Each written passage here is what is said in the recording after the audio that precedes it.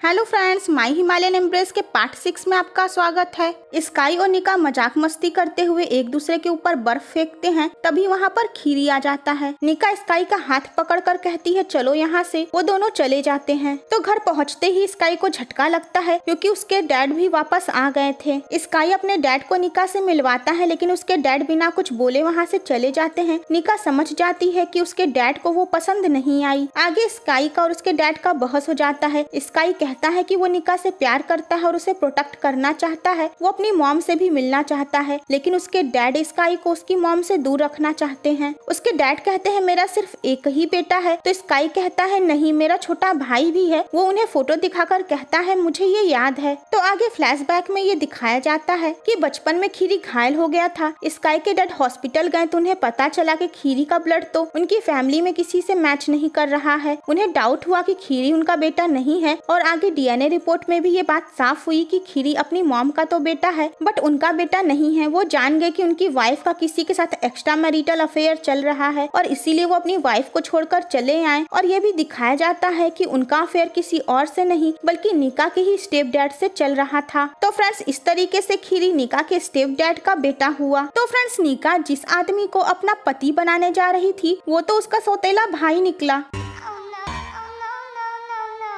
मतलब वो अपने भैया को ही अपना सैया बनाने चली थी। उधर निका स्काई से कहती है कि अगर तुम्हारे डैड को मेरा यहाँ रहना पसंद नहीं आ रहा है मैं वापस जाऊंगी। तो स्काई कहता है नहीं, हम जब भी चलेंगे साथ चलेंगे। तो आगे स्काई के डैड स्काई से कहते हैं कि तुम उसी औरत से प्यार करते हो जिससे खीरी प्यार करता है और शादी करने वाला था। ये सुनते ही स्काई शॉक्ड हो जाता है। उसके डैड को ये सारी बात इसरी से पता चली थी। उसके डैड स्काई से कहते हैं कि क्या तुम्हें लगता है निका खीरी को पूरी तरीके से भुला पाएगी? वो उसे थाई गर्ल से प्यार न करने के लिए कहते हैं। आगे वो स्काई से ये भी कहते हैं कि तुम निका को अपने माफिया बिजनेस और डार्क वर्ल्ड के बारे में बताकर तो देखो, क्या वो तुम्हें एक्सेप्ट करती है? खीरी भी लोकल लोगों से पूछकर स्काई के घर तक पहुंच जाता है और वो बाहर से ही अंदर देखता है। स्काई निका को नाव की सैर कराने लेकर जाता है। वो निका से पूछता है कि अगर खीरी आसपास हुआ तो निका कहती है कि अब मेरे दिल में खीरी के लिए वो फीलिंग्स नहीं है। तो फ्रेंड्स, खीरी भी वहीं पर मौजूद था और वो उन दोनों को एक साथ देखकर जेलस और दुखी होता है। इधर निका की मॉम लॉयर से बात करती हैं कि वो अपनी सारी प्रॉपर्टी अपने हस्बैंड को नहीं बल्कि अपनी बेटी को देना चाहती हैं। और जब निका के स्टेप डैड को ये बात पता चलती है तो वो एक बार फिर से निका की मॉम को ड्रग देकर उनकी तबीयत खराब कर देता है। सभी वापस थाईलैंड आ जाते हैं। निका अपने घर आती है तो वो देखती है उसकी मॉम की हालत बहुत ही खराब है। निका के डैड उसके साथ मिसबिहेव करते हैं। निका उनसे बचकर भागती है। इधर स्काई अपने साथियों से कहता है कि वो निका को अपने माफिया बिजनेस के बारे में तब बताएगा जब वो अपने डैड को कन्विंस कर लेगा इस इलीगल बिजनेस को बंद करने के लिए।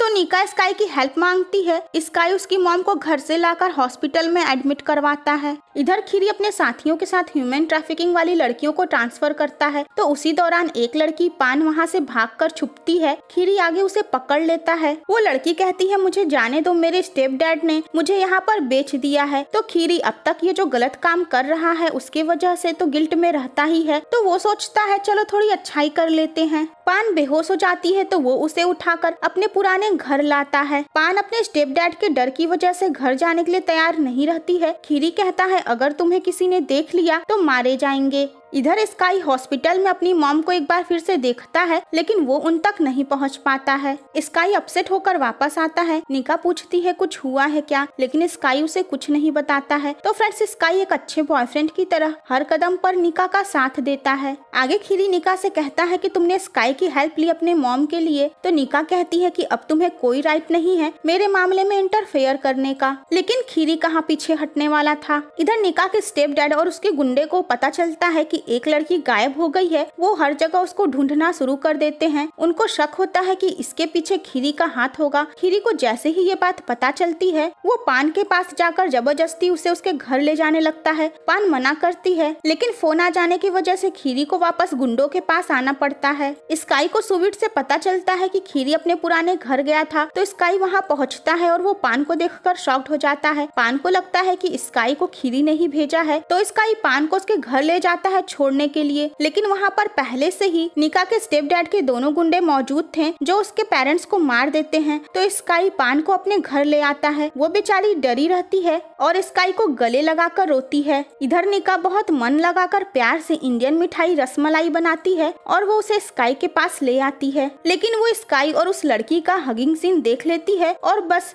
हो जाती है उसे गलत फहमी। स्काई निका से तुरंत सारी बात क्लियर करता है और बताता है कि खीरी उसके स्टेप डैड के इशारों पे चलते हुए इन बेचारी लड़कियों के साथ क्या कांड कर रहा है। स्काई कहता है कि ये सब रोकने के लिए उसे पान से इस ह्यूमन ट्रैफिकिंग के बारे में सारी जानकारी हासिल करनी होगी, लेकिन वो बेचारी तो डरी हुई थी। वही निका खीरी की हेल्प करना चाहती थी, उसे ये इलीगल काम करने से रोकना चाहती थी, लेकिन इधर खीरी की मॉम उसे उल्टा ही पाठ पढ़ाती हैं। उन्हें पता चलता है कि खीरी किसी की हेल्प करने में खुद मुसीबत में पड़ गया है, तो वो उससे कहती हैं कि जब हमें जरूरत थी मदद की तो क्या किसी ने की, तो हमें भी पहले अपने बारे में सोचना चाहिए और दुनिया जाए भाड़ में। तो उसकी मॉम उसकी लव लाइफ को भी ठीक करना चाहती हैं, इसीलिए वो खीरी को लेकर आ जाती है निका के रेस्टोरेंट, जहाँ वो अपने बेटे के तारीफों के पुल बांधती हैं कि मेरा बेटा बिल्कुल तुम्हारी ही तरह बहुत ज्यादा मेहनत करके काम करता है। निका कहती है कि इसने बताया नहीं ये किसके लिए और कहाँ काम करता है, तो खीरी झूठ बोलता है कि वो ऑनलाइन काम करता है। तो फ्रेंड्स, निका की मॉम अपनी प्रॉपर्टी अपने हस्बैंड के हाथ में नहीं जाने देना चाहती हैं, इसीलिए वो वापस अपने हस्बैंड के पास घर लौट आती हैं। वहीं स्काई अपने साथियों से डिस्कस करता है कि इस ह्यूमन ट्रैफिकिंग की वजह से न केवल खीरी बल्कि निका और उसकी मॉम भी खतरे में पड़ सकती हैं। इधर निका के स्टेप डैड ऑर्डर देते हैं कि उस लड़की के गायब होने में जिसका भी हाथ है उसे मार डालना, तो खीरी डर जाता है और वो अपनी मॉम से कहता है कि वो इस गलत काम को छोड़ देगा। तो उसकी मॉम एक बार फिर से उसे उल्टा पाठ पढ़ाते हुए कहती हैं कि फिर से सब तुम्हारी गरीबी को लेकर तुम्हारी इंसल्ट करने लगेंगे। तो फ्रेंड्स, यहाँ पर एक और ट्विस्ट आता है। जो स्काई का कट्टर दुश्मन डेनिस माफिया ग्रुप था,